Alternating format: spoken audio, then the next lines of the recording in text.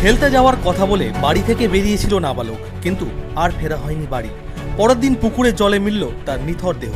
নাবালককে যৌন নির্যাতনের পর অভিযোগ দায়ের হওয়া সেই মামলায় এবার 3 অভিযুক্তকে যাবজ্জীবন সশ্রম কারাদণ্ডের সাজা দিল লালবাগ মহকুমা আদালত। ঘটনাটি 2024 সালের 26 নভেম্বরের। লালগোলার জগন্নাথপুর সাগিয়া এলাকার বাসিন্দা বিশ্বজিৎ দাসের নাবালক ছেলে দুপুরে 2:30টা নাগাদ খেলতে যাওয়ার কথা বলে বাড়ি থেকে বের হয়। বিকেল 3:30 নাগাদ তাকে শেষবার দেখা যায়। সন্ধ্যা পেরিয়ে গেলেও বাড়ি না ফেরায় শুরু হয় খোঁজাখুঁজি। পরদিন ভোরে মকরচন্দ্র দাসের পুকুরে নাবালকের মৃতদেহ দেখতে পান স্থানীয়রা। এরপর লালগোলা থানায় অভিযোগ দায়ের করেন মৃতের বাবা। তদন্তে নেমে পুলিশ সুফল কুমার দাস, সঞ্জয় মণ্ডল এবং সুভাষ কুমার দাসকে গ্রেপ্তার করে। দীর্ঘ বিচার প্রক্রিয়া শেষে শুক্রবার লালবাগ মহকুমা আদালতের দ্বিতীয় কোর্টে 3 অভিযুক্তকেই যাবজ্জীবন সশ্রম কারাদণ্ডের সাজা শোনানো হয়। প্রত্যেককে 25,000 টাকা করেও জরিমানা করা হয়েছে। জরিমানার অনাদায়ে আরও 5 মাস সশ্রম কারাদণ্ড ভোগ করতে হবে বলে জানিয়েছে আদালত। Bureau report, Bangla news, MST।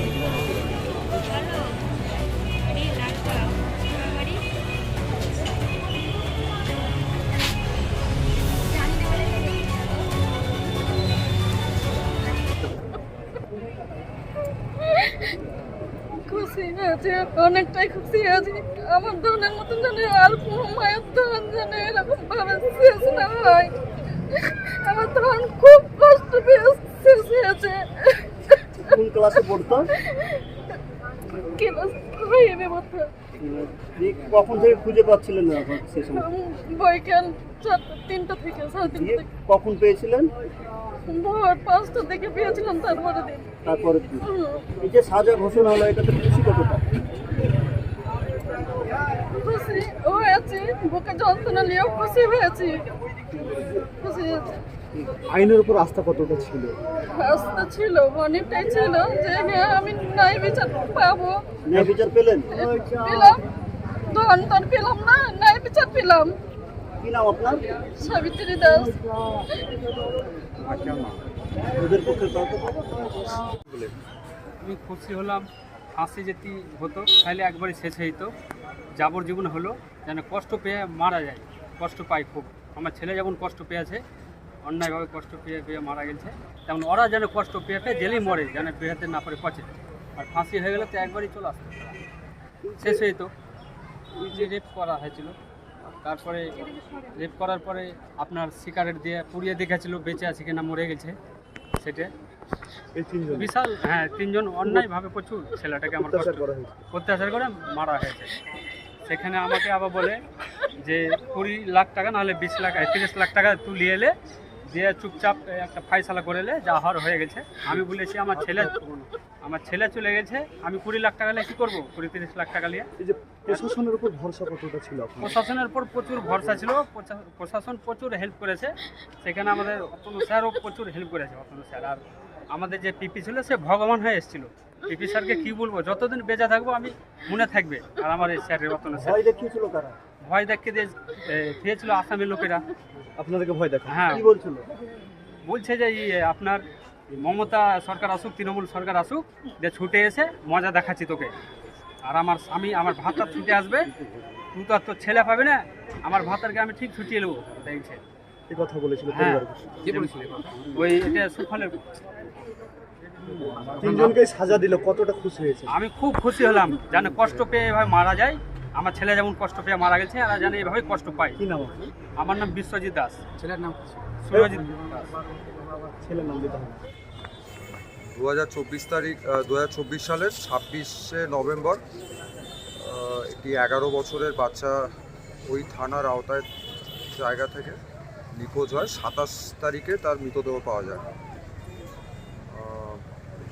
Subsequently থানা 3 জনকে ধরে, সুভাষ দাস, সঞ্জয় মণ্ডল এবং সুফল দাস। তারপর চার্জশিট দেয় 2025 সালের জুনে। 106 ধারায়, নতুন বিএনএসের 103 ধারায় এবং আরও 2-1টি ধারায়। ফাইনালি ট্রায়াল হওয়ার পর আজকে সেন্টেন্স হলো। জাজমেন্ট হয়েছিল 12ই আগস্ট 2026। সেই সেন্টেন্সে যেটা রায় দিলেন কোর্ট, সেটা হচ্ছে 106 ধারায় 3 জনকেই লাইফ দিয়েছেন। এখানে লাইফ মানে তাদের পুরো ন্যাচারাল লাইফের যে বাকি লাইফটা থাকবে সেটা পুরোটাই, এবং 103-এর 5ও লাইফ দিয়েছেন, এবং 25,000 টাকা করে প্রত্যেককে ফাইন দিয়েছেন। যদি 25,000 টাকা করে ওনারা দিতে না পারেন তাহলে 5 মাসের সশ্রম কারাদণ্ড, এবং এইখানে এই জেলটাও সশ্রম যে সাজাটা দিয়েছেন। আর ফাইন অ্যামাউন্ট পাবেন বাচ্চার মা, আর ডিএলএসএ থেকে ভিকটিম কম্পেনসেশন দেওয়া হবে বাচ্চার মাকে 3 লাখ টাকা। তো মোট কটি ধারায় তাদেরকে সাজা ঘোষণা হলো?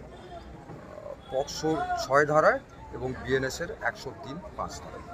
এই ঘটনার পর দোষীরা তারা কি জেলেই ছিল নাকি হ্যাঁ। জামিন ছিল?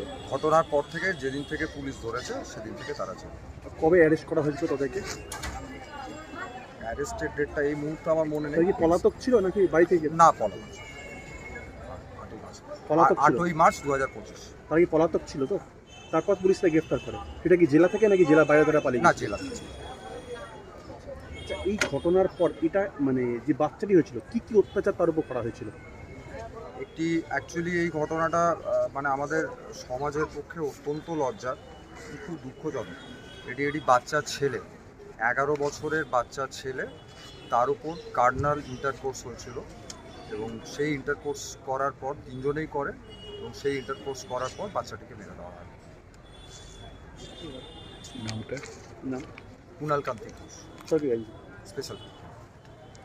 যে মামলায় আজকে সাজা ঘোষণা করা হলো সেই মামলায় প্রাথমিকভাবে যে মারা গেছে যে বাচ্চা ছেলেটি, তার দাদুকে আসামি করে পুলিশ পাঠিয়েছিল আদালতে, এবং তৎসময় পুলিশ জানিয়েছিল যে সমস্ত অভিযোগ তার দাদুর বিরুদ্ধে পেয়েছে, এবং সেই মতোই সেই মানুষটি প্রায় 80 দিন মতো জেল হেফাজতে ছিল।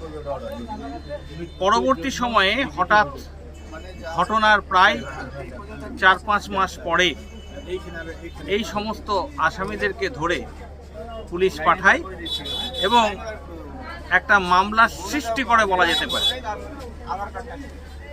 এই মামলায় যাকে প্রত্যক্ষদর্শী সাক্ষী হিসেবে দেখানো হয়েছে সেটি এই ছেলেটিরই নিজের